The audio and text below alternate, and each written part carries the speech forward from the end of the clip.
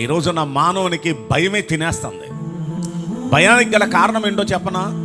పాపమే భయానికి గల కారణం. ఆదాము అవ్వ వాళ్ళ పాపంలో పడక మునుపు వాళ్ళ భయం అంటే ఏంటో వాళ్ళకి తెలియదు.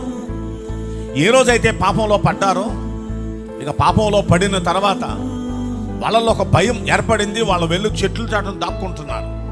దేవునికే భయపడుతున్నారు. దేవుని ముందు చెట్ల చాటను దాక్కుంటున్నారు.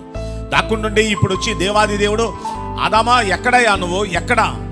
అప్పుడు అంటున్నాడు, నువ్వు ఏ పండు అయితే తినొద్దన్నావో ఆ పండు తిన్నాను, పాపం చేశాను. కనుక భయం ఎప్పుడు వచ్చింది? బైబిల్ గ్రంథంలో భయం అనే మొట్టమొదటి మాట ఎప్పుడు వినపడిందంటే, ఏ రోజైతే మనిషి పాపం చేశాడో, దేవుడు వద్దన్న పని చేశాడో, ఆ రోజే భయం స్టార్ట్ అయింది మనిషిలో. ఈ రోజున భయం సాతాను ఆయుధం అండి. భయపడొద్దు అని బైబిల్లో ఎన్నిసార్లు ఉందో చెప్పనా?